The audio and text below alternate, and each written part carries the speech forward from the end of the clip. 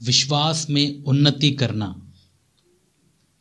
इसी विषय पर हमने पिछली बार चर्चा किया और विश्वास से संबंधित बहुत सारी बातें हमने सीखी हैं। उनमें से कुछ बातें ऐसी हैं जो मैं आपको बताना चाह रहा हूँ। वो है, पहली बात, विश्वास परमेश्वर का गिफ्ट है, परमेश्वर का दान है। और इसलिए यदि आपके मन में अभी भी यही विचार है कि नहीं, विश्वास तो हमने अपने दम पर, अपने अच्छे कामों के दाम पर और हम विरासत में पाए हैं, ये सारी गलत फहमियाँ यदि आपके मन में हैं तो मैं आपसे विनती करता हूँ और प्रभु की ओर से मैं आज्ञा देता भी हूँ कि आप इन सारे चीज़ों से छुटकारा पाएं प्रभु यीशु मसीह के नाम से। ये सच नहीं है, क्योंकि बाइबल हमें साफ साफ सिखाती है कि विश्वास परमेश्वर का दान है। ये उसका बड़प्पन है कि हमने यीशु मसीह पर विश्वास किया। आपने अपने दम पर, अपनी बुद्धि पर या बुद्धि के अनुसार या अपने अच्छे कामों के बदले में आपने प्राप्त नहीं किया। तो इसीलिए कभी इस बात पर आप घमंड ना करें कि आपने विश्वास अर्जित किया है, वरन हमेशा परमेश्वर के प्रति धन्यवादित रहिए कि आपने ये विश्वास उसके बड़प्पन से पाया है। ये थी पहली बात जो मैंने आपसे कही थी। दूसरी बात, मैंने विश्वास के बारे में आपको ये बताया कि क्योंकि ये परमेश्वर का दान है, ये एक ही बार परमेश्वर ने हमें दिया है। ये बात हम यहूदा की पत्री में पढ़ते हैं। विश्वास हमें बार बार नहीं मिलेगा, क्योंकि और कोई है ही नहीं जिस पर हमें विश्वास करने की जरूरत है। क्योंकि बाइबल हमें सिखाती है क्योंकि एक ही मार्ग है, एक ही उद्धार करता है और वो है यीशु मसीह। और जब हम उस पर विश्वास कर गए, और कोई उद्धार करता आएगा नहीं, और कोई मसीहा आएगा नहीं हमें बचाने के लिए। वही है उद्धार करता। एक ही बार हमको विश्वास मिला है, एक व्यक्ति पर ही हमारा विश्वास है, वो है यीशु मसीह। और क्योंकि हमको एक ही बार ये विश्वास मिला है, अब आप समझ सकते हैं कि इसकी कीमत कितनी होगी। ये बहुमूल्य है, इसकी कीमत हम नहीं लगा सकते, ये अतुल्य है। और ये इतना कीमती है भले हम ना समझ पाएं, क्योंकि मैंने एक बात देखा है आजकल बहुत सारे मसीहियों में, जो विश्वास वे रखते हैं यीशु मसीह पर, ये उनके लिए कोई मायने नहीं रखता। वे उनकी कोई कद्र नहीं जानते हैं। इसकी कद्र यदि आप पूछो शैतान से, शैतान को पता है। शैतान हमारे इस विश्वास की कीमत जानता है, ये कितना बहुमूल्य है, कितना दुख सहकर यीशु मसीह ने हमें ये विश्वास प्रदान किया है। इसकी कीमत वो जानता है। लेकिन दुर्भाग्यवश आजकल के मसीही अपने इस विश्वास की कीमत नहीं जानते, नहीं समझते, नहीं पहचानते। आपको नहीं लगता ये बहुत दुख की बात है? यदि मैं आपसे पूछूं मेरे प्यारे भाई और बहन, बताइए आप अपने इस विश्वास की कीमत क्या समझते हैं? आप इसे बहुमूल्य समझते हैं? आपको पता भी है कि शैतान इसी विश्वास के पीछे पड़ा हुआ है। कितनों को उसने विश्वास के मामले में कंगाल कर दिया, उसके विश्वास को छीन लिया, क्योंकि वे लोग अपने जीवन में जागरूक नहीं थे। वे झूठी शिक्षाओं के चपेट में आकर अपने विश्वास को खो दिए, उनको पता भी नहीं चला। और इसीलिए मैं आपको बार बार चिता रहा हूं, समझा रहा हूं प्रभु यीशु मसीह की ओर से कि आप अपने विश्वास की कीमत को जानिए, इसकी रखवाली कीजिए। एक विश्वासी के लिए सबसे कीमती या बहुमूल्य चीज यदि कुछ है उसके पास, वो है उसका विश्वास, जो उसका यीशु मसीह पर है। यदि विश्वास उनसे निकल गया तो वे क्या हैं? वे आम लोग हैं, वे शैतान के गुलाम ही हैं। यही विश्वास से तो हमने आज़ादी प्राप्त की है, इसी विश्वास से हमने उद्धार प्राप्त किया, इसी विश्वास से हमने अनंत जीवन प्राप्त किया यीशु मसीह में। और इसी विश्वास से ही तो हम परमेश्वर की संतान ठहरे हैं। अब सोच के देखिए ये विश्वास की कीमत कितनी है। और यही सबसे बड़ी दुविधा की बात है कि आज के समय बहुत सारे मसीह ऐसे ढीले होने की वजह से जो सच्चे प्रभु के शिष्य हैं, जो प्रभु में बढ़ना चाहते हैं, वे भी प्रभावित होते हैं। मैं आपसे बार बार कहता हूं मेरे प्यारे भाई और बहन, ऐसे विश्वासियों से और उनके इस चाल चलन और बर्ताव से थोड़ा दूर रहिएगा। वे विश्वास की कद्र नहीं करते हैं, वे विश्वास की इस कीमत को नहीं जानते हैं, इसलिए वे ढीला और समझौते से भरी हुई जिंदगी अपना जीते हैं। और चूंकि आप भी उनके साथ में रहते हैं, कलीसियाओं में बैठते हैं, उनके साथ संगति करते हैं, और कई बार ये डर है कि कहीं आप भी उनके जैसे ना हो जाओ और अपने विश्वास को खो ना दो। और यदि आपके पास कोई आकर ऐसा कहता है कि ये विश्वास तुमको एक ही बार मिला है, ये विश्वास तुमको परमानेंटली मिल गया है, और ये एक बार विश्वास करने के बाद फिर ये विश्वास कभी खोएगा नहीं, अब आप एंजॉय कर सकते हैं, खुश रह सकते हैं, आप बिना सोचे समझे ऐसे संदेशों को विश्वास कर जाते हो और बाद में आपको पता चलता है कि आप जागरूक नहीं थे, आप अपने उस विश्वास के प्रति गंभीर नहीं थे, इसीलिए आप कब का अपने विश्वास को खो दिए। ऐसे कितनों के साथ हो गए, आपको पता है। यहीं पर देखते ही देखते जब हम यहाँ पर कलीसिया चला रहे हैं, देखते ही देखते मैंने कईयों को देखा है जो एक समय में यहाँ आते थे, प्रभु में बढ़ रहे थे, यीशु मसीह को जान रहे थे, और थोड़े ही दिनों में संसार के प्रति आकर्षण या आकर्षित होकर वे लोग अपने विश्वास से भटक गए, विश्वास को खो दिए। आज एक अविश्वासी से भी बदतर जीवन वे जी रहे हैं। ऐसे बहुत से हैं, बाइबल में ढेरों उदाहरण हैं जो विश्वास करके कैसे अपने विश्वास को खो दिए। इजरायलियों का सबसे बड़ा उदाहरण है। फिर भी कई लोग आपको आकर ऐसे झूठे प्रचार करेंगे और बताएंगे कि एक बार आपने विश्वास पा लिया मेरे प्यारे भाई और बहन, अब आपको टेंशन लेने की जरूरत नहीं है, अब जैसे आप जीना चाहते हो जियो, आपके पाप क्षमा हो गए हैं। और ये सुनने के बाद आप सोच सकते हैं क्या हाल होता होगा उन विश्वासियों का। उनको तो भाई लाइसेंस मिल गया, उनको तो लाइसेंस मिल गया, ये लाइसेंस कि अब तो विश्वास कर लिए हैं, अब तो हम कुछ भी कर सकते हैं, खाओ पियो ऐश करो, एंजॉय करो, विश्वास हमको मिल गया है, हम स्वर्ग के अधिकारी बन गए हैं। इस गलत फहमी में नहीं रहना मेरे प्यारे भाई और बहन। इजरायली भी शायद इसी गलत फहमी में अपने जीवन को बिताए हैं। उनको कहीं ना कहीं ऐसा लगता था कि हम मिस्र देश से छुटकारा पा गए हैं, बस हम उद्धार पा गए, अब हम अपनी मर्जी करेंगे, अपनी इच्छा अनुसार जिएंगे। और वे जिए, और क्या हुआ उनके साथ? एक भी अपने इस विश्वास के यात्रा में सफल नहीं हो पाया। केवल 2 लोग, जोशुआ और कालेब। बाकियों का क्या हुआ? लाखों लोग थे वे तो। क्या हुआ? कहीं ना कहीं वे भी ऐसी ही झूठी शिक्षाओं की चपेट में आ गए होंगे जो आज बहुत सारे मसीही आ चुके हैं। वे ऐसे ही प्रचारों को सुन सुन के जो ये बताते हैं कि एक बार तुम्हारा उद्धार हो गया, अब डरने की जरूरत नहीं है, अब ऐश करो। और वे लोग मजा करते हैं, एंजॉय करते हैं, अपने लाइफ को जैसा जीना चाहते हैं वैसा जीते हैं, और इस उम्मीद में जीते हैं कि चलो मरने के बाद तो अब स्वर्ग में भी चले जाएंगे, यहाँ तो एंजॉय किए ही किए, वहां पर भी एंजॉय करेंगे। ये संसारिक विचारधारा आपको नहीं पता। संसार के लोग क्या विश्वास करते हैं? यही तो करते हैं भाई, संसार में खाओ पियो ऐश करो, पता नहीं कल किसने देखा, एक बार हम वहां चले जाएंगे तो हमको पता ही नहीं है। और वे यहाँ बेफिक्र होकर बिना परमेश्वर को जाने, उसको पहचाने, वे लोग अपनी मस्ती में जीवन बिताते हैं और मरने के बाद सीधा नरक में जाकर ढेर हो जाते हैं। और ये बहुत दुख की बात है कि कई विश्वासी भी ऐसी विचारधाराओं से ग्रसित हैं, आज पीड़ित हैं वे लोग। और इसका सबसे बड़ा कारण है ये झूठे शिक्षक और प्रचारक जो ऐसे संदेशों को देते हैं और विश्वासियों को झूठी शिक्षा देकर प्रभु के प्रेम से, प्रभु के प्रति जो समर्पण है हमारा, उससे वे लोग उनको समझौता करवाते हैं।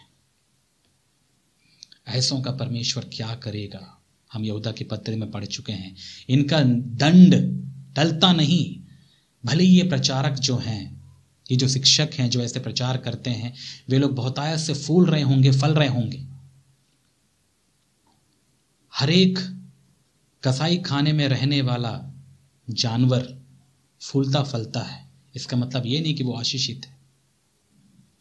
वो फूल रहा है, फल रहा है, क्योंकि उसे एक दिन कटना ही है। और इसीलिए मेरे प्यारे भाई और बहन, मैं आपसे निवेदन करता हूं, आप इन शिक्षकों को, इन प्रचारकों को पहचानिए, जानिए कि हर एक फूलने फलने वाला, बाहरी तौर पर फूलने फलने वाला, पैसों के मामले में या फिर सांसारिक चीज़ों के मामले में जो बढ़ोतरी कर जाता है, उनको देखकर आप आकर्षित मत होइएगा ये सोचकर कि ये प्रभु के लोग हैं, क्योंकि ये प्रभु का वचन सुनाते हैं इसलिए उन्होंने आशीष पाया। ये सब चीज़ों के आधार पर आप किसी के आशीषों को नहीं तोल सकते। ये सब चीज़ें सांसारिक हैं, संसार में काम करने के द्वारा हमको ये सब प्राप्त हो जाती हैं। इनके आधार पर आप किसी की आत्मिकता को तौल नहीं पाएंगे। इसलिए परखिए। और ऐसे शिक्षक, जैसे कि मैंने आपको कहा, वे दंड प्राप्त करेंगे जब प्रभु का आगमन होगा। परमेश्वर चूकता नहीं है, परमेश्वर भूलता नहीं है। और कई लोग ये सोचते होंगे, प्रभु ने तो हमारे साथ कुछ भी नहीं किया, प्रभु हमारे साथ हमको दंड नहीं देगा। प्रभु, मैंने जैसे पहले भी आपको बताया, प्रभु अपने समय में चलने वाला प्रभु है। अब आपको लगता है कि आपके समय से वो काम करेगा, इसीलिए प्रभु वेट करता है। लेकिन जैसे हम यहूदा की पत्री पढ़े हैं, परमेश्वर इनको दंडित अवश्य करेगा। इसीलिए उनके दंड में आप भागी ना हो, इसलिए मैं आपको चिता रहा हूं, अपने विश्वास में आप बढ़ते रहिए और ऐसे शिक्षकों से, झूठे प्रचारकों से दूर रहिए। ये मेरी शिक्षा नहीं है, यही तो हम यहूदा की पत्री में पढ़े हैं। मुझे दुख होता है कई बार जब लोग इन वचनों को सुनते हैं, वे लोग अपना मुंह फेर लेते हैं, क्योंकि ऐसे वचन उनको सुनना पसंद ही नहीं है।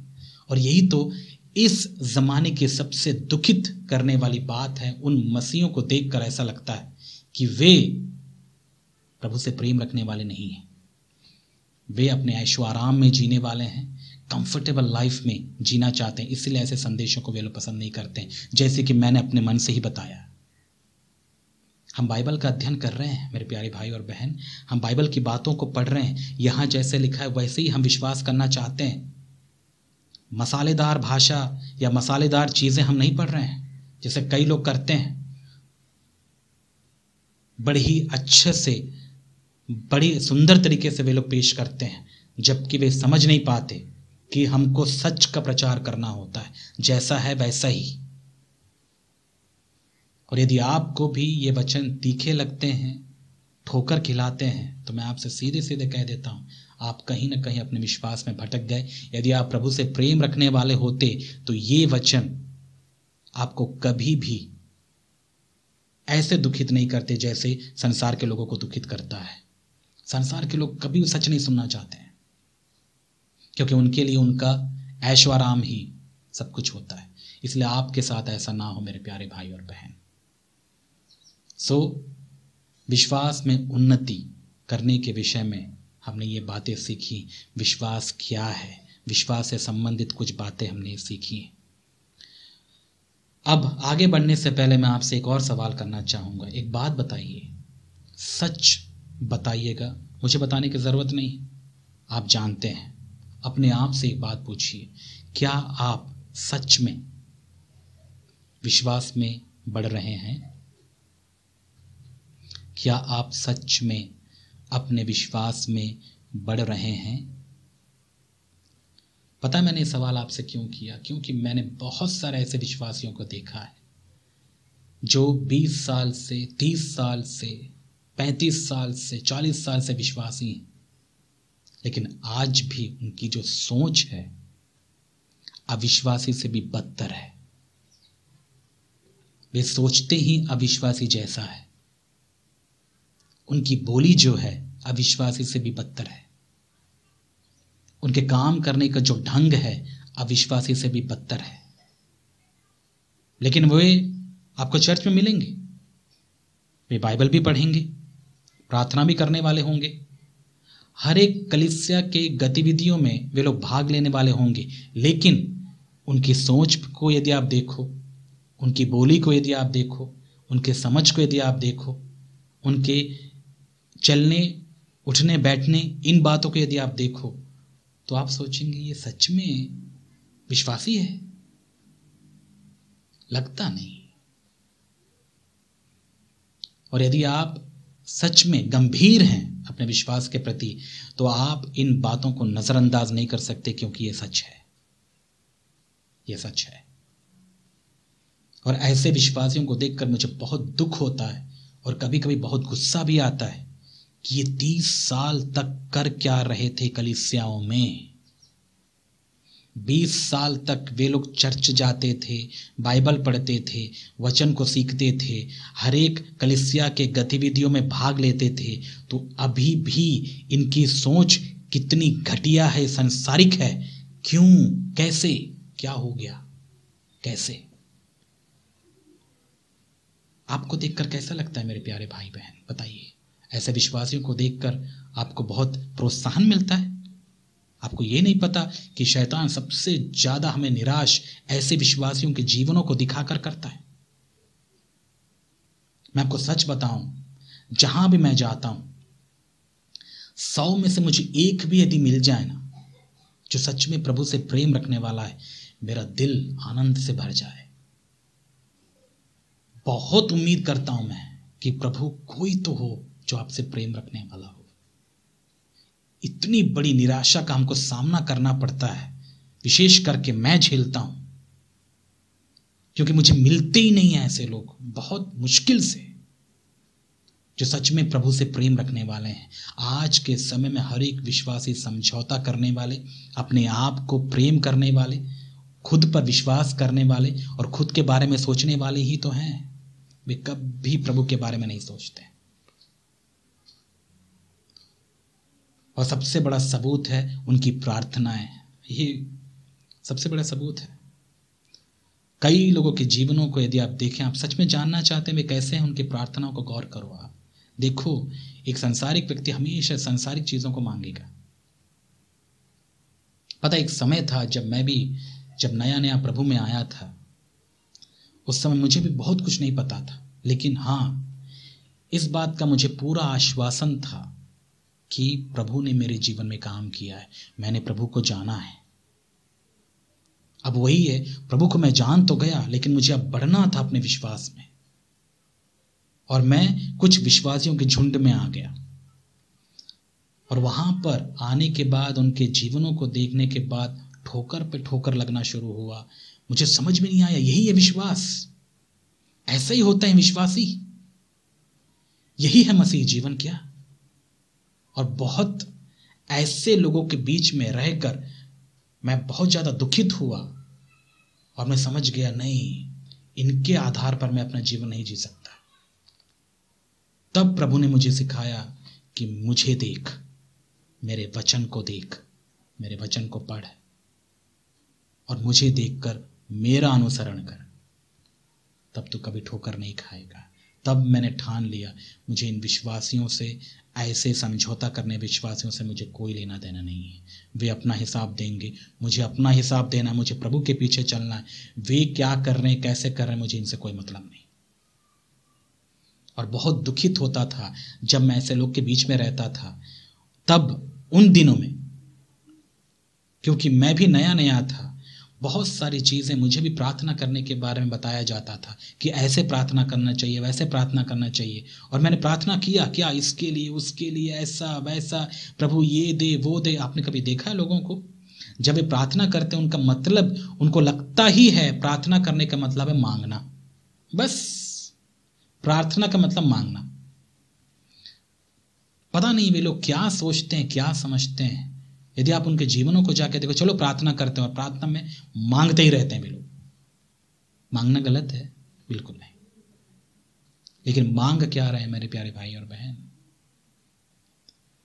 आप यदि विश्वासियों की प्रार्थनाओं को जाकर आप सुने और देखें, तो आपको पता चलेगा 99% ये जो विश्वासी हैं, वे अपने स्वार्थ, अपने मतलब की चीजों को ही मांगते रहते हैं। उनको ये चाहिए, उनके परिवार को ये चाहिए, मुझे ये चाहिए, मैं यहाँ जाना चाहता हूँ, मुझे वैसा चाहिए, ऐसा चाहिए। और ऐसे ही माहौल में मैं भी पला बड़ा, मैं भी घिरा रहता था। और तब प्रभु ने मुझे ये बातें सिखाई, कब तक तू अपने लिए मांगता रहेगा, कब तक। उसके बाद से पता नहीं, जैसे जैसे मैंने अपने जीवन को पूरी तरीके से प्रभु के प्रति समर्पित करता गया, मेरा रवैया बदलना शुरू हुआ, मेरी विचारधारा बदलना शुरू हुई, प्रार्थना के प्रति, सेवा के प्रति, सब कुछ। उसके बाद से मैं प्रार्थना में मांगना कम कर दिया। तब मुझे समझ में आया, प्रार्थना केवल मांगना नहीं होता, प्रार्थना होता है परमेश्वर के साथ समय बिताना। और मैं अपने औकात को समझा। मैं जब प्रार्थना में बैठा हूं तो मुझे एक बात का पूरा ख्याल होना चाहिए कि वो मालिक है, मैं नहीं। ये जो प्रार्थना करने वाले जो लोग होते हैं, वे लोग मांगते रहते हैं। उनको लगता है कि प्रभु उनका नौकर है, ये लिस्ट बना के प्रभु को दे दें और प्रभु उन सारे लिस्ट के अनुसार जाके बाजार से वो चीजें खरीद के दे दे उनको। ऐसा वे लोग सोचते हैं। ऐसा ट्रीट करते हैं आप प्रभु को? क्या प्रभु आपका नौकर है? बोलिए। या तो आप भिखारी हैं। फिर आप कैसे कह सकते हैं कि आप प्रभु के बच्चे हैं, परमेश्वर आपका पिता है? ये बहुत दुखित करने वाली बातें हैं। कई लोग हैं, बस प्रार्थना में वे लोग डिमांड करते रहते हैं, मुझे ये चाहिए प्रभु, वो चाहिए प्रभु। मैं नहीं कहता कि मांगना गलत है, मैं भी मांगता हूं, लेकिन मैं हमेशा इस बात का ख्याल रखता हूं कि वो प्रभु है, वो नौकर नहीं है। क्या उसको नहीं पता क्या चाहिए हमें? तो मैं हमेशा इस बात का ख्याल रखते हुए हमेशा ये दुआ करता हूं, प्रभु बस मुझे आपकी इच्छा पूरी करनी है, मेरी सहायता कीजिए। ये एटीट्यूड को मैंने विकसित किया इतने साल प्रभु में रहते हुए, कि मैं अपने मतलब के लिए अपने मतलब की चीजों को ना मांगूं। मैंने प्रार्थना में केवल मांगना नहीं सीखा, लेकिन उससे बढ़कर मैंने परमेश्वर की इच्छा जाननी चाहिए कि प्रभु आप क्या चाहते हैं, मुझे बताइए। और मैं समझता हूं यही परिपक्वता है। और ऐसे बेबी क्रिश्चियंस कितने हैं जो 30 साल से 40 साल से चर्च में जा रहे हैं, लेकिन अभी भी प्रभु ये दे, वो दे, ये दे। कभी आपने पूछा प्रभु को क्या चाहिए? कभी आपने पूछा? बिल्कुल नहीं, क्योंकि आपने उसको नौकर बनाया, आपने परमेश्वर को नौकर समझा। आपको लगा अरे यही वो नौकर है, बस यही तिजोरी है, यही हमारा बैंक बैलेंस है, मांगो जी चाहे, जितना मांग सकते हो मांगो। ऐसे विश्वासियों को देखकर मुझे बहुत दुख होता है कि इतने साल आप अपने आप को मसीह कहते हुए यही सीखा आपने? विश्वास में उन्नति कर रहे हैं आप? यही है विश्वास में उन्नति? और एक गलत विचार कई मसीहों के अंदर है। तो फिर से मैं आपको ये सवाल कर रहा हूं, क्या आपको लगता है कि आप विश्वास में उन्नति कर रहे हैं? और यदि आप बोलते हैं हाँ मैं उन्नति कर रहा हूं, तो बताइए कैसा आपको समझ में आता है? उन्नति करने का मतलब क्या है? विश्वास में बढ़ने का मतलब आप क्या सोचते हैं? सच कहूं मैं, बहुत सारे ऐसे विश्वासी हैं जो विश्वास में बढ़ने के मतलब को पता है क्या समझते हैं? विश्वास में बढ़ने का मतलब, जैसे मैंने पहले भी आपको बहुत बार बताया है, वे लोग अपने इस विश्वास में बढ़ोतरी को बाहरी चीजों के आधार पर वे लोग तौलते हैं। पहले मेरे पास प्रभु कुछ नहीं था, आज मेरे पास सब कुछ है। पहले मैं तरसता था चीजों के लिए, आज मुझे तरसने की जरूरत नहीं पड़ती है। और ज्यादा से ज्यादा ये जो नामधारी मसीही लोग हैं, वे लोग अपने विश्वास की उन्नति या बढ़ोतरी को पता है क्या सोचते हैं? उनको प्रभु ने बाहरी तौर पर आशीषित किया, उनको अच्छा एजुकेशन मिला, उनकी बच्चों की शादियां हो गई, उनको अच्छी नौकरी मिल गई, वो बीमार थे वो भी ठीक हो गया, और कब से वो प्लान कर रहे थे अपने करियर को बनाने का, बाहर जाके सेटल होने का। अरे भाई वो भी तो हो गया। कितनी आशीषें हैं। हम शांति से जीवन बिता रहे हैं। पहले कितना तकलीफ था हमारे जीवन में, पता है आपको? बहुत तकलीफ था हमारे जीवन में। आज हम शांति से जीवन बिता रहे हैं, हमको कोई तकलीफ नहीं हो रहा। कितना अच्छा लाइफ है ना? यदि ये विश्वास में बढ़ना है तो मैं समझ में नहीं आता मुझे, जब मैं ऐसे लोगों के इस विश्वास को मैं देखता हूं और पौलुस, प्रेरित पौलुस, पतरस, प्रभु यीशु मसीह के जीवनों को देखता हूं तो मुझे बहुत ज्यादा अंतर दिखता है। क्यों? आपको नहीं दिखता? जैसे जैसे आप प्रभु में बढ़ते जाएंगे, क्या लगता है आपको, प्रभु यीशु मसीह में दुख कम होता चला जाएगा या ज्यादा बढ़ेगा? मैं वार्निंग दे रहा हूं मैं आपको, यदि आज 20-30 साल के बाद यदि आपका जीवन एकदम कंफर्टेबल चल रहा है मेरे प्यारे भाई और बहन, हाय तुम पे, हाय तुम पे, क्योंकि तुम विश्वास से भटक गए। आपको पता नहीं विश्वास का मतलब क्रूस उठा के चलना होता है। आप कैसे आराम से जीवन बिता रहे, आराम से जीवन बिताने वाला कुछ तो गड़बड़ कर रहा है। क्योंकि प्रभु में आप तभी आराम करेंगे जब आप इस संसार को छोड़ेंगे। जब तक आप इस संसार में हैं, यीशु मसीह ने क्या कहा? जब तक तुम इस संसार में हो तुम्हें क्लेश होगा, तुम्हें दुख होगा, मेरे नाम से तुमको सताएंगे, तुम्हें परेशान करेंगे, लेकिन याद रखना दुख के साथ साथ मेरी शांति भी तुम्हारे साथ है। तो ये बातें क्या शुरुआती दिनों के लिए यीशु मसीह ने बताया था कि शुरुआत में जब एक व्यक्ति विश्वास में आएगा तभी दुख होगा, उसके बाद धीरे धीरे धीरे सब कुछ कंफर्टेबल हो जाएगा? क्या ये सोच रहे हैं आप? सच बताऊं, मैं स्टार्टिंग में जब मैं प्रभु में आया था मेरे दुख कम थे, आज मेरे दुख बढ़े हैं और दिन प्रतिदिन बढ़ते जा रहे हैं।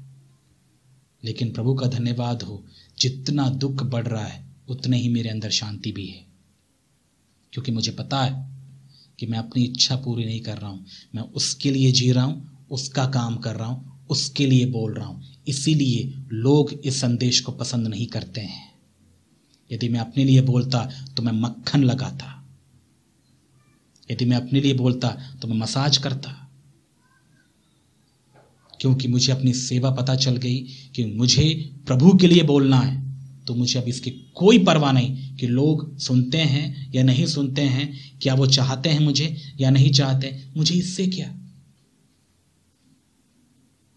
और इससे मेरा दुख घटा नहीं है और बढ़ रहा है, और मुझे खुशी है। ये दुख में आनंद है भाई, प्रभु के दुखों में ही तो आनंद है। हाय उन पर जो प्रभु के दुखों में सहभागी नहीं होते हैं, वे लोग जिंदगी भर दुखी रहेंगे। पता है आपको? तो प्रभु के दुखों में सहभागी होने से डरते हैं आप कैसे उसकी शांति का अनुभव कर पाएंगे? हो ही नहीं सकता। यदि आप प्रभु में मरने से डरते हैं, आप कैसे प्रभु में जीने के बारे में सोच रहे हैं? हो ही नहीं सकता। और यदि ऐसे संदेशों को यदि आप सुन रहे हैं तो मैं आपसे कह सकता हूं, आप में बड़ी आपदा पड़ी है, आप भयंकर धोखे में हैं। इसीलिए इतने साल प्रभु में रहने के बाद भी आपका जीवन आज अविश्वासी से भी बदतर है। आप बचकानी हरकतें करते हैं, प्रभु में आप मजबूत नहीं हैं। छोटी छोटी बातों में आप घबरा जाते हैं, डर जाते हैं, चिंताओं से भरी हुई जिंदगी है आपकी। क्यों? यदि आप प्रभु में बढ़ रहे हैं तो ये ऐसी जिंदगी होती है मसीह जीवन। और ये बड़े दुख की बात है, बड़े दुख से मैं कह रहा हूं ये बातें, कि ऐसे विश्वासियों को मैंने देखा है। बाल पक गए हैं कई लोगों के। बोले कब से हम चर्च जा रहे हैं? हम तो 30 साल से चर्च में जा रहे हैं, हम तो मसीही लोग हैं। लेकिन लगता नहीं भाई तुम्हारे जीवनों को देखकर तुम मसीही हो। हाँ, तुम्हें बाइबल का नॉलेज आ गया होगा। कई लोग को यह भी लगता है, जैसे मैंने बताया, कई ऐसे विश्वासी हैं जिनको लगता है कि मसीह में बढ़ने का मतलब, यानी विश्वास में बढ़ने का मतलब अपने बाहरी चीजों में उन्नति करना, जैसे संसारिक गतिविधियों में वे उन्नति कर जाते हैं और उनको लगता है कि प्रभु में मैं बढ़ रहा हूं, जबकि वे पता नहीं वे आत्मा में कंगाल हो चुके हैं। कब का शैतान ने उनको उनके विश्वास से भटका दिया। समझ में आ रहा है? और एक बात मैं आपको बता रहा था। पहली बात तो मैंने बताया आपको, ऐसे विचारधारा रखने वाले भी हैं जो ये सोचते हैं कि विश्वास में बढ़ने का मतलब बाहरी चीजों में हमने आशीष प्राप्त किया, परिवार में हमने आशीष प्राप्त किया, अपने शरीर में हमने आशीष प्राप्त किया और घर के वस्तुओं में हमने आशीष प्राप्त किया। ये हैं कुछ लोग जो ऐसा सोचते हैं। और कुछ लोग पता है क्या है, ये थोड़े और स्मार्ट है। उनको लगता है विश्वास में उन्नति हम कर रहे हैं। भाई कैसे पता, क्या है सबूत आप विश्वास में उन्नति कर रहे हैं? बोलेंगे मुझे बाइबल सब पता है,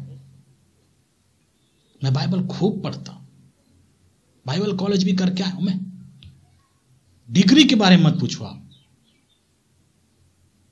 MTH है मेरा, MD है मेरा डिग्री। एक बात बताइए, परमेश्वर को आपने बेवकूफ सोचा है? तुम्हारे उस कागज के पन्ने को देखकर तुम्हारी आत्मिक उन्नति को तौलेगा? क्या सोचते हैं आप? कितनी आसानी से हम धोखा खा जाते नहीं? और कई जो बाइबल ज्ञाता हैं वे लोग भयंकर तरीके से धोखा खाते हैं। उनको लगता है कि प्रभु में बढ़ने का मतलब है कि हम बाइबल का नॉलेज ले लें, तो वे लोग खूब पढ़ने वाले लोग होते हैं, बाइबल कभी नहीं पढ़ते हैं। एक बात याद रखिएगा, जो प्रभु में बढ़ रहे होते हैं वे बाइबल नहीं पढ़ते हैं। पता है, बाइबल से संबंधित दूसरे पुस्तकों को पढ़ते हैं और उन्हीं चीजों को ज्ञान समझकर वे लोग अर्जित करते जाते हैं और उनको लगता है कि हम बाइबल के ज्ञाता हो गए। अब आप बोलेंगे आपको कैसे पता चला? भाई मैं भी बाइबल कॉलेज में पढ़ा हूं, मुझे पता है, मैंने देखा है। मैं जब बाइबल अध्ययन कर रहा था बाइबल कॉलेज में, पता है मैं आपको एक सच बताता हूं, बाइबल कॉलेज में सबसे ज्यादा मुझे तकलीफ इस बात को दिया कि मुझे वहां समय नहीं मिल पाता था प्रभु के साथ समय बिताने का। इतना ज्यादा बिजी हेक्टिक वो पूरा शेड्यूल होता था। फिर भी मैंने कई लोगों को देखा मजे से जीवन बिताते हैं, टाइम पे खाना मिल जाता था, टाइम पे क्लासेस में जाना, और मैं वहां पर तड़प रहा था बस। क्यों? सब कुछ तो है प्रभु, लेकिन आपके साथ मैं समय नहीं बिता पा रहा हूं। क्यों? मैं थक जा रहा हूं, नहीं हो पा रहा मुझसे।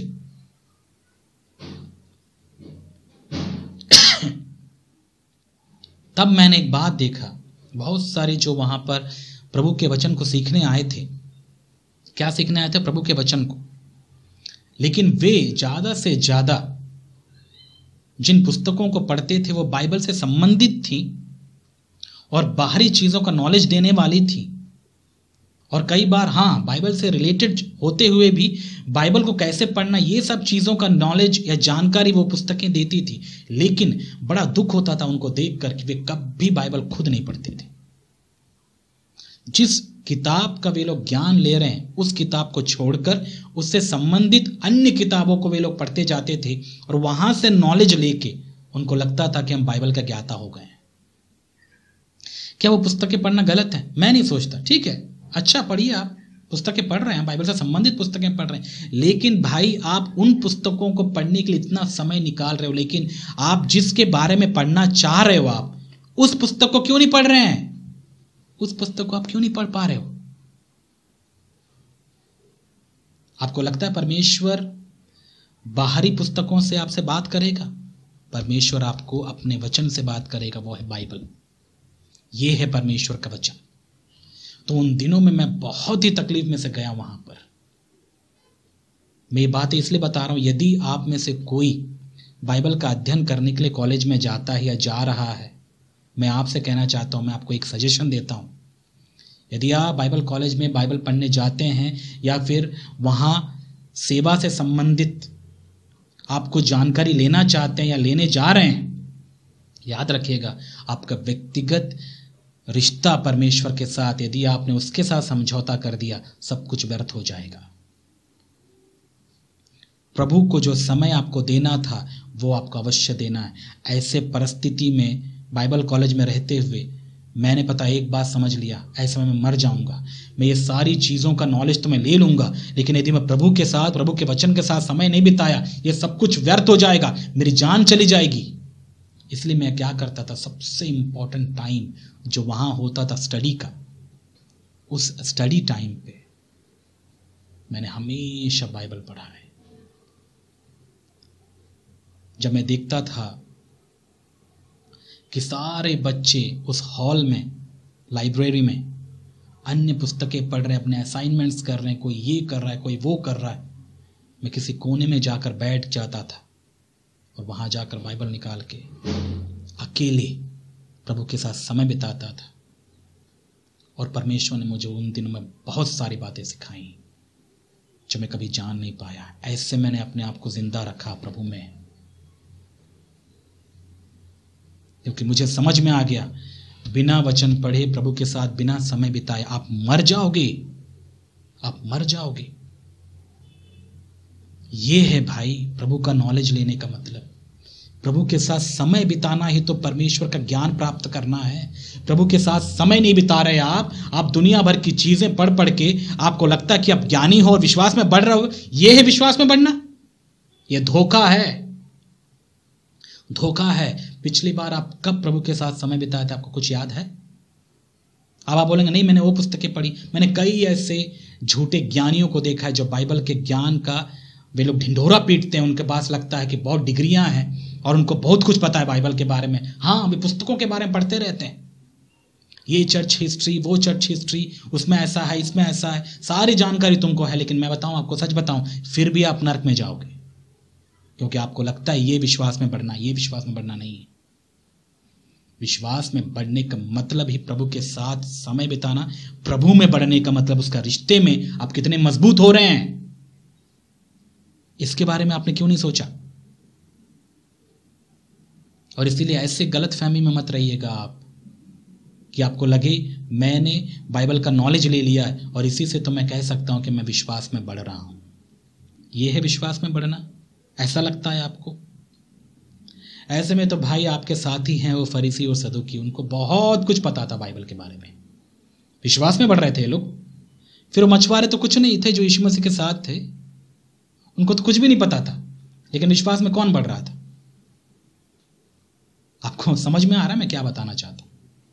यही है, कई बार हमारे विचार और परमेश्वर के विचार में जमीन आसमान का फर्क होता है। हम जैसा सोचते हैं परमेश्वर उनसे विपरीत होता है कई बार। इसलिए यदि आप बुद्धिमान बनना चाहते हैं तो आप वैसा सोचिए जैसा परमेश्वर सोचता है। और परमेश्वर ये देखता है, बिना उसके साथ समय बिताए, बिना प्रभु के वचन को पढ़े या बिना उसकी आवाज को सुने, आप कैसे कह सकते हैं कि आप मात्र बाइबल का ज्ञान लेकर, इससे संबंधित पुस्तकों को पढ़कर, वहां से ज्ञान लेकर आप अपने विश्वास में बढ़ रहे हैं? ये धोखा है। ये धोखा नहीं तो और क्या है? और इस धोखे में कई लोग फंसे हुए हैं।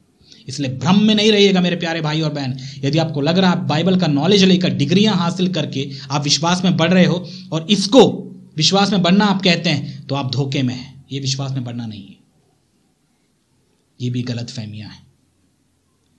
और ऐसे गलत फहमी के शिकार आज कलीसियाओं में भरे पड़े हैं। कई पास्टर्स भी ऐसे ही हैं। उनके जीवनों को आप चेक करके देखिए, पता आप कितने विश्वास में बढ़ रहे हो। कुछ नहीं बताएगा, आपका जीवन बताता है, आपकी सोच बताती है आप कितना प्रभु जैसे बन रहे हो। इससे समझ में आता है कि आप कितना विश्वास में बढ़ रहे हो, कितना उन्नति कर रहे हो। बाकी सब चीजें बाहरी हैं। और सोच के देखिए, यदि ऐसे विचार यदि प्रभु के सेवक यानी जो रखवाले, जो कलीसिया के, वे भी रखने लगे तो क्या होगा? और दुर्भाग्यवश एक बात सच बताऊं मैं आपको, ऐसे ही लोग हैं जो आजकल सेवा कर रहे हैं इसी सोच में। उनको लगता है कि बस डिग्री हासिल कर लो, सेवा करना है, बाइबल कॉलेज चले जाओ, वहां से डिग्री हासिल करो और चलो सुसमाचार प्रचार सुनाना है, वचन सुनाना है, बाइबल का प्रचार करना है, चर्च को बना लेना है। चर्च को बनाना, लोगों को इकट्ठा करना कोई बड़ी बात है? आज लोग कैसे इकट्ठे होते हैं आपने देखा नहीं? कई लोग बहुत ही माहिर होते हैं, विशेष करके जो सेल्समैन होते हैं, बड़े अच्छे तरीके से लोगों को इकट्ठा कर लेते हैं, अपने बातों में फंसा लेते हैं। बिजनेस को जो प्रमोट करने वाले होते हैं, अच्छे से वे लोग लोगों को अपने झांसे में फंसाते हैं। ये कोई बड़ी बात नहीं है। लेकिन सवाल मेरा यह है, क्या सच में आपको प्रभु ने बुलाया सेवा के लिए? क्या सच में प्रभु ने आपको सेवा करने के लिए बुलाया? या आपको लगा मात्र बाइबल कॉलेज कर लेने से आप सेवा के लिए क्वालिफाई हो गए? ऐसा आपको लगता है? आपको लगता होगा, और आपको बताने वाले लीडर्स भी ऐसे सोचते होंगे। लेकिन याद रखिएगा, जब तक परमेश्वर के साथ आपका आमना सामना नहीं होगा, उसके साथ में जब तक आप अपना रिश्ता मजबूत नहीं करेंगे, आपकी सेवा बर्बाद है।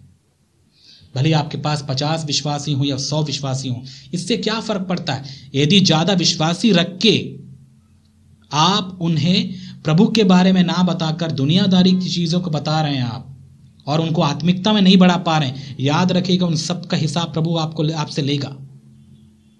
इसलिए इस बात पर आप घमंड मत करिएगा जो ये सोचते हैं कि मेरे पास तो 1000 विश्वासी हैं। एक एक विश्वासी का हिसाब प्रभु लेगा आपसे।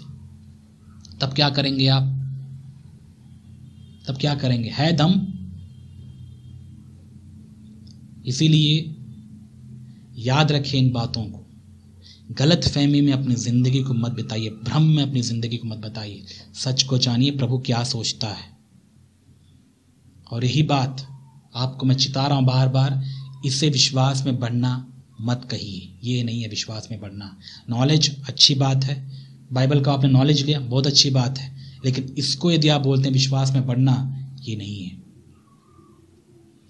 और कुछ कैटेगरी के लोग हैं जो बोलते हैं कि विश्वास में मैं बढ़ रहा हूँ। हाँ, पहले मैं कम प्रार्थना करता था, आज मैं ज़्यादा प्रार्थना कर रहा हूँ। पहले मैं कम बाइबल पढ़ता था, आज मैं बहुत बाइबल पढ़ रहा हूँ। ये सब अच्छी बातें हैं, ये सब विश्वास का आउटकम हो सकता है। ठीक है, आप बाइबल पढ़ रहे हैं, प्रार्थना कर रहे हैं, लेकिन क्या यहीं तक सीमित रहना चाहते हैं आप? इसी को ही विश्वास समझ रहे हैं आप? इसी में ही बढ़ना आप सोच रहे हैं क्या? एक बात बताइए, यदि आप संसार के धार्मिक लोगों को देखो, कई कमिटेड, समर्पित धार्मिक लोग होते हैं जो अपने धर्म के प्रति इतना ज्यादा समर्पित होते हैं, वे अपने कामों से समझौता बिल्कुल नहीं करते हैं। उनको जो करना होता है, धार्मिक रीति रिवाज पालन करना होता है, वे अवश्य करते हैं। तो क्या कहेंगे आप? ये कहां से आता है? ये प्रभु की ओर से नहीं आता, ये उनका विल पावर है, ये उनकी खुद की ताकत है, क्योंकि वे अपने आप को ऐसा बनाते हैं। ये सारी चीजें वे लोग फॉलो करते हैं प्रैक्टिकली, व्यवहारिक तौर पर, और इसमें प्रभु का कोई रोल नहीं होता। इसलिए हम ये नहीं कह सकते कि हाँ, हम ये सारी चीजें बाहरी तौर पर हम लोग कर रहे हैं, तो इसीलिए मैं कह सकता हूं कि हाँ, मैं विश्वास में बढ़ रहा हूं। आपने कभी कंपनी में काम करने वाले एम्प्लॉयज को देखे? क्या मेहनत करते हैं, मेहनत करते हैं। सुबह से लेके आज के समय में कोई भी आप जॉब ज्वाइन करो, वहां पर 8 घंटे का ड्यूटी नहीं होता भाई, 12 घंटे, 10 घंटे ऐसे होते हैं जॉब के आवर्स। और वे लोग बहुत काम करते हैं, और देखने वाले क्या सोचते हैं? वाह, क्या मेहनत करने वाला बंदा है। वो मेहनत क्यों कर रहा है पता है आपको? पहली बात, एक तो मजबूरी है, और दूसरी बात, वो अपने लिए कर रहा है जो भी कर रहा है। समझ में आ रहा है? इसलिए मुझे मैं इंप्रेस बिल्कुल नहीं होता उन पास्टर्स को देख के, उन लोगों को देख के जो कलीसिया के लिए, चर्च के लिए बहुत मेहनत करते रहते हैं। वो मेहनत तो कर रहे हैं, लेकिन क्या प्रभु उस मेहनत के पीछे के उस मतलब को या उस इरादे को नहीं बूझेगा, नहीं जानेगा? क्या लगता है आपको? परमेश्वर इतना अंधा है? अरे जब ये बातें मेरे मन में आ सकती हैं, तो प्रभु के मन में कैसे नहीं आ सकती? प्रभु हमेशा हमारे इरादे को जांचता है। आप यदि सेवा कर रहे हैं तो क्यों कर रहे हैं? आप यदि इतना मेहनत कर रहे हैं तो क्यों कर रहे हैं? आपका व्यक्तिगत गोल या लक्ष्य क्या है? इसलिए सेवा करना आज के समय में कोई बड़ी बात नहीं है, क्योंकि बहुत सारे लोग हैं जो आज के समय में मिनिस्ट्रीज में आ गए हैं। वो इसलिए क्योंकि उनको पता चल गया भाई, इसके द्वारा बहुत फायदा होता है, बहुत फायदा हो सकता है। और इसी की वजह से सच्ची मसीहत को लोग आज भूल गए। और जब अविश्वासी देखते हैं ऐसे लोगों को, उनके मन में एक गलत छाप छोड़ देते हैं हम लोग। यही तो मसीहत है, ऐसा लगता है उनको। मैं कई लोगों से मिलता हूँ, कई जो अविश्वासियों से मिलता हूँ, उनका एक ही शिकायत होता है, अरे वहाँ उस चर्च में ऐसा होता है, ये पास्टर्स ऐसा हैं, ये ऐसे बोलते हैं, ये ऐसा करते हैं। क्यों ऐसा होता है? मुझे भी शर्म आता है कई बार ऐसी चीजें सुनने के लिए कि क्या करके रख दिए हैं आजकल इससे कोई लोग। ये सारी हरकतें वे लोग जो कर रहे हैं, वे आपको लगता है सच्चे प्रभु के सेवक हैं? बिल्कुल नहीं है। वे लोग अपने मतलब के लिए सेवा में हैं, अपने लिए काम कर रहे हैं। मेहनत भी वे दबा के करते हैं। क्यों? उनको पता है कि मेहनत नहीं करेंगे तो कमाएंगे क्या। जैसे इस कंपनी के जो एम्प्लॉयज होते हैं, वे लोग मेहनत क्यों करते हैं? वे मेहनत इसीलिए करते हैं क्योंकि मेहनत करेंगे। कई लोग तो ओवर टाइम भी लगाते हैं। क्यों? उनको ज्यादा पैसा आएगा। मतलब उनका पूरा जो लक्ष्य गोल है वो पैसा ही है। आप जांचना चाहते हैं कौन है आपके कलीसिया में विश्वास योग्य और जो प्रभु के लिए काम करना चाहता है, पैसों के लिए नहीं। आप यदि संस्था में जुड़े हैं, आप उनका सपोर्ट बंद कर दीजिए, या फिर उनको जो देने वाला जो इन पैसा है या जो सपोर्ट है वो देना बंद कर दीजिए। बोलिए विश्वास से जीवन बिताओ, हम आपको कुछ नहीं सपोर्ट देना चाहते हैं। आपके साथ रहेगा बंदा? क्या लगता है आपको? नहीं नहीं नहीं नहीं नहीं, नहीं भाई, वो नहीं रहने वाला। संस्थाओं में ऐसे लालची भरे पड़े होते हैं, उनको बहुत पैसा मिलता है, फिर भी उनका मन नहीं भरता, और चाहिए होता है उन्हें, और चाहिए होता है उन्हें। वो चाहते हैं कि और मुझे मिले। सेवक लोग की बात कह रहा हूं मैं। कभी संतुष्ट नहीं होते हैं। ये लोग क्यों काम कर रहे हैं वहां पर? इंक्रीमेंट के लिए, पैसों के लिए। उनको ये चीजें कम पड़ रही हैं जो उनको मिल रहा है। और ऐसे सेवकों की आज संस्थाओं में कमी नहीं है। और ऐसे लोगों से यदि आप कह दो हम आपको सपोर्ट नहीं दे सकते भाई, अगले दिन रेजिग्नेशन वो आपको सबमिट कर देंगे, छोड़ देंगे। ठीक है, समझ में आ रहा है आपको? सो ये मैं क्यों कह रहा हूं पता है? कुछ समय पहले एक बहन ने हमको कॉल किया जो बहुत ही तकलीफ में थी और वो सेवा करना चाहती थी प्रभु के साथ, हमारे साथ मिलकर भी। यदि आप भी सेवा करना चाहते हैं, ओपन है, आप आ सकते हैं, हमारे साथ मिलकर सेवा कर सकते हैं। लेकिन आपको समझना होगा हमारी सेवा क्या है, हम कैसी सेवा की उम्मीद करते हैं। क्योंकि हम यहाँ पर कोई कंपनी नहीं चला रहे, कोई संस्था नहीं चला रहे, हम कलीसिया में हैं और हम प्रभु को देखकर कलीसिया को चला रहे हैं, प्रभु को देखकर ही हम सेवा कर रहे हैं। तो यदि आप यहाँ ज्वाइन करना चाहते हैं या फिर सेवा करना चाहते हैं हमारे साथ, तो आपको ये चीज़ें ध्यान में रखना पड़ेगा। तो मैंने उस बहन से कहा, बहन अच्छी बात है आप सेवा करना चाहते हैं, आप पहले क्या करते थे? मैंने उनसे पूछा।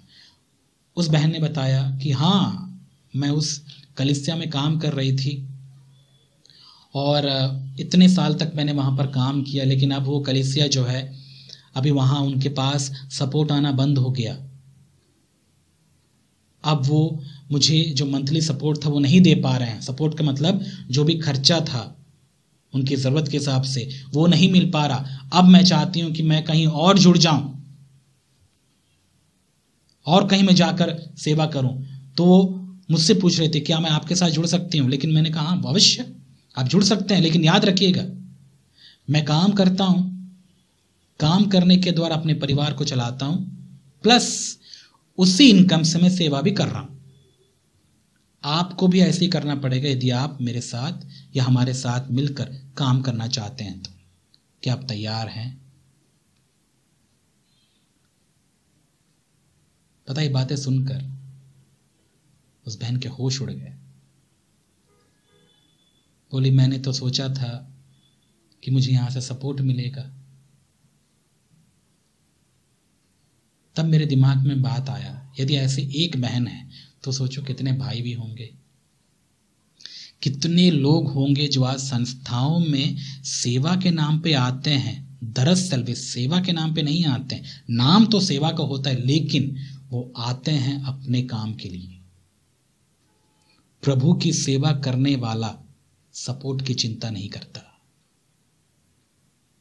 और मैं आपको सच बताऊं, मैंने भी चर्च में या संस्था में काम किया है,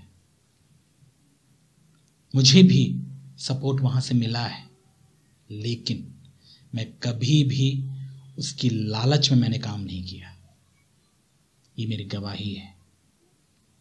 ना ही छोटी छोटी बातों के लिए मैं अपने लीडर्स के पास जाकर वहां से पैसा ऐंठता था। नहीं,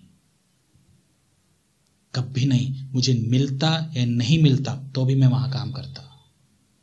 और चूंकि परमेश्वर ने मुझे इस सेवा के काम के लिए अलग किया हुआ था, तो मुझे संस्था को छोड़ना पड़ा।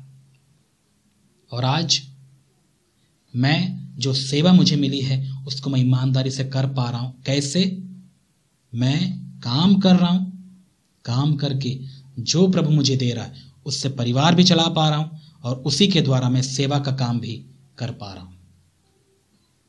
और जो हमसे जुड़कर काम करना चाहते हैं उनके लिए भी ये चीज़ अप्लाई होती है। हम सपोर्ट नहीं करने वाले, आपको अपना काम करना पड़ेगा। अपना काम करते हुए सेवा करनी पड़ेगी। यदि आप तैयार हैं तो आप कर सकते हैं, नहीं तो ऐसे बहुत सारे संस्थाएं हैं जो सपोर्ट देते हैं, उनके साथ में आप काम कर सकते हो। लेकिन अब मैं ये भी नहीं कहता कि जो संस्था में काम कर रहे हैं पैसे के लिए ही कर रहे हैं, नहीं। याद रखिएगा, मेरा टारगेट उन लोगों के ऊपर है ही नहीं।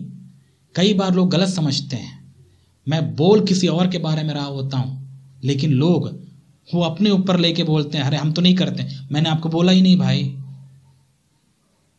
यदि आप सही हैं तो आप क्यों घबराते हैं? घबराएंगे तो वो जो गलत कर रहे हैं, जो सेवा के नाम में पैसे लूट रहे हैं, उनको घबराना चाहिए कि उन्होंने परमेश्वर के मुंह में हाथ डाला है और परमेश्वर छोड़ेगा नहीं उनको, कि वे परमेश्वर के काम को बिजनेस बना दिया आज के समय में। और ऐसे कई सेवक हैं जो ऐसा काम कर रहे हैं। कलीसिया में आपको भरे मिलेंगे आपको भयंकर। बड़ी बड़ी कलीसियाएं हैं उनकी, बहुत ज्यादा वे दान लेते हैं।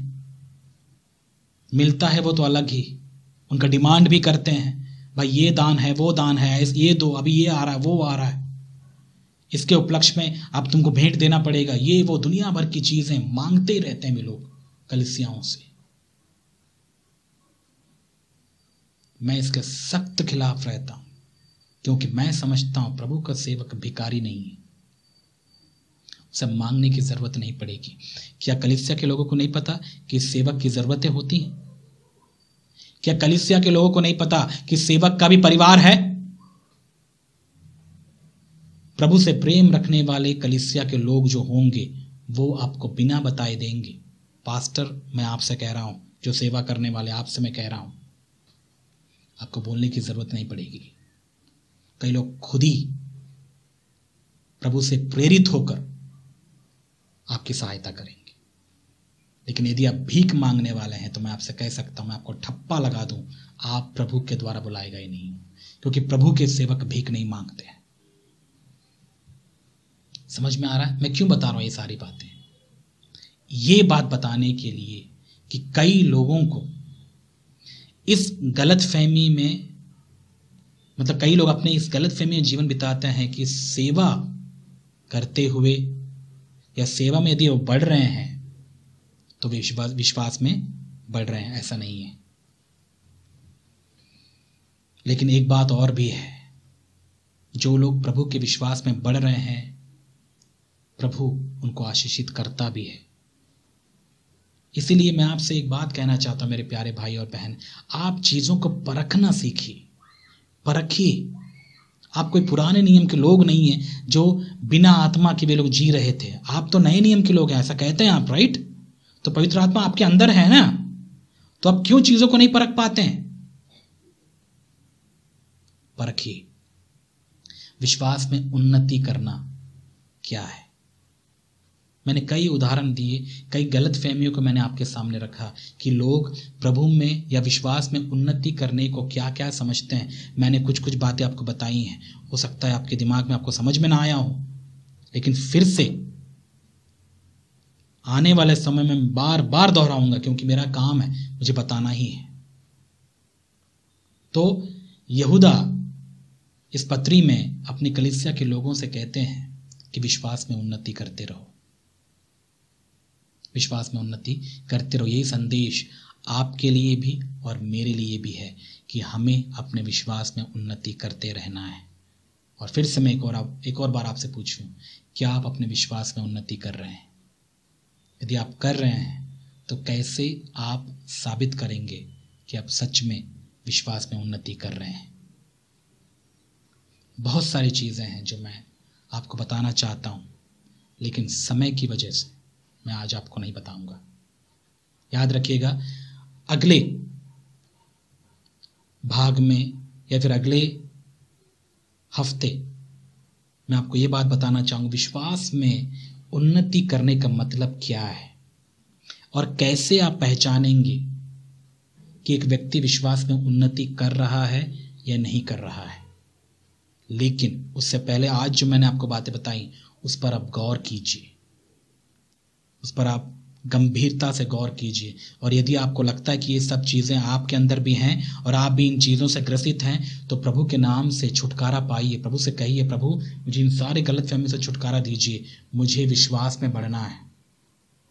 इससे मुझे कोई फर्क नहीं पड़ता मैं कितने साल से विश्वास में हूँ, इससे मुझे कोई नहीं फर्क पड़ता कि मेरे पास आज कितनी चीज़ें हैं। ये सब चीज़ें तो प्रभु बाहरी हैं।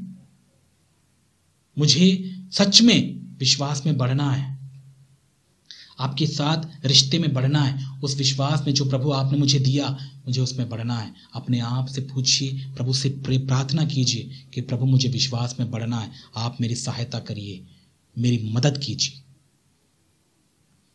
आप यदि इन चीज़ों को लेकर दुआ करते, मैं अवश्य आपसे कह सकता हूँ प्रभु आपकी सहायता करेंगे, प्रभु आपकी मदद करेंगे। और हाँ, अगले हफ्ते मैं आपको अवश्य इस बारे में आपको बताऊंगा कि विश्वास में उन्नति करने का मतलब क्या है, कैसे पहचाने कि हम सच में विश्वास में उन्नति कर रहे हैं या नहीं कर रहे हैं, और कैसे हम कर सकते हैं।